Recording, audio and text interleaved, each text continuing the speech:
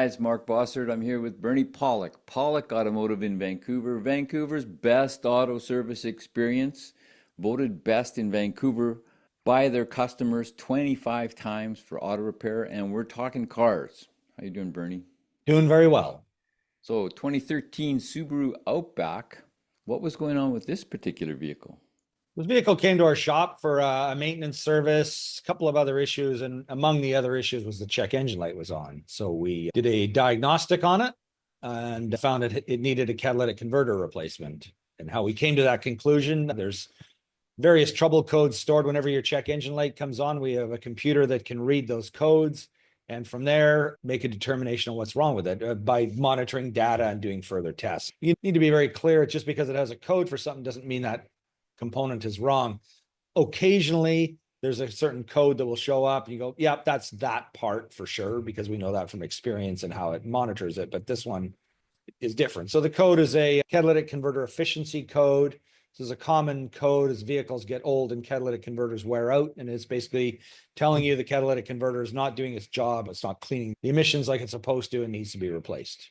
It should be replaced, since in British Columbia by law, you don't have to fix that. It used to, but not anymore. So, what kind of mileage are we looking at that catalytic converters start to fail at? Well, this vehicle had about 250,000 kilometers, so it's up there, a fair bit of mileage. And I was actually looking at the work order we did on the vehicle, and I guess when the vehicle was in a year previously, I guess the light had been on and this code was there. So the owner had chosen not to do anything at the time. We just made a note of it. But, once you get up in around the 200,000 kilometer range, this is kind of where it happens, but sometimes it'll happen earlier.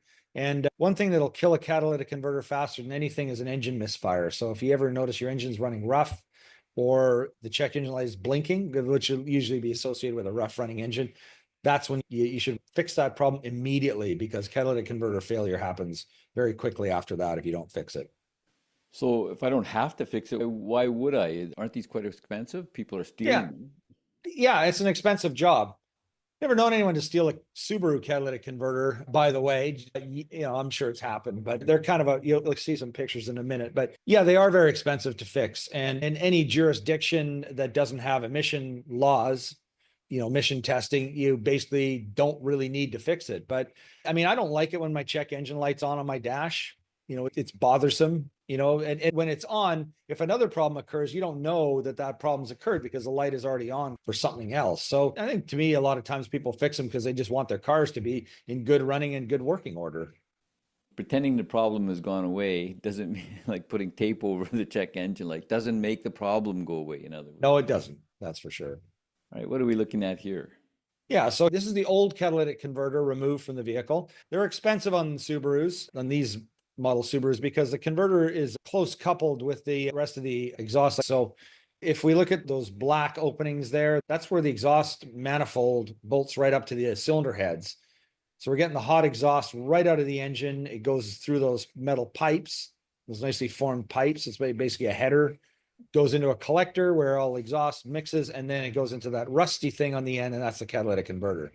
One of the secrets to low emissions on vehicles, over the last probably 2 decades, is to put the catalytic converter very close to the source of the heat, the exhaust system, because catalytic converters need heat to start.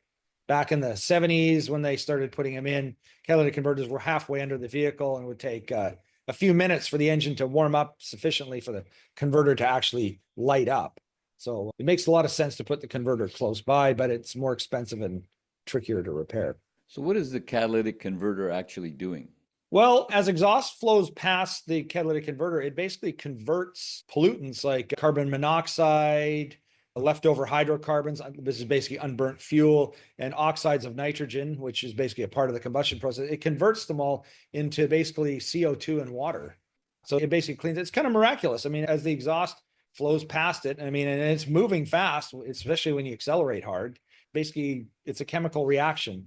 That's what a catalyst does. It just causes a chemical reaction. So they use precious metals, which is why people steal them, because, a good catalytic converter from a dealer, the actual load of precious metals is high. So the more precious metals, the better it works. So we have some other pictures here. There's the converter.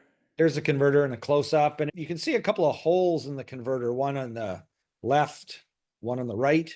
This is where your oxygen or air fuel ratio sensors go. What those do, the air fuel ratio sensor, where you've got that marked out right now, that's basically the front oxygen sensor. And it actually measures the fuel ratio coming out of the engine. And so it can tweak and adjust the fuel mixture. More fuel, less fuel, it'll adjust that. On the left side, there's an oxygen sensor, and it measures the oxygen content coming out of the converter. And from there, it can tell whether the converter is actually working properly. And it's basically this sensor that'll tell the computer the efficiency is off on the converter. It's not working properly. It needs to be replaced. Also, in a good working converter, it can also fine tune the fuel mixture for minimal optimum emissions, I guess we'd say. And there's another view of the unit upside down. Now, if you were to look under your Subaru, you won't see this thing because it's basically covered in heat shields. And so the heat shields are not on this piece because we transfer them over to the replacement converter. But yeah, it's basically shrouded in heat shields. Again, it's important to keep the heat contained and get right into the converter. So that's what it does, for best efficiency. And you just purchased a new one of these from Subaru? No, we bought an aftermarket converter. Original equipment converters are very, very expensive for the most part. Sometimes we use them, depends on the car, but mostly we use aftermarket converters. They're generally pretty good. They last a long time. An aftermarket one won't last as long as an original one, but for the time, again, 250,000 kilometers, 11-year-old car. How long is a person going to, you got to kind of think how much life, you have left. Calculate Should be good your for cost benefit ratio. Yeah, exactly. And after repair, oxygen sensors all said everything was okay. Yeah. Yeah. And the check engine light was out and all good.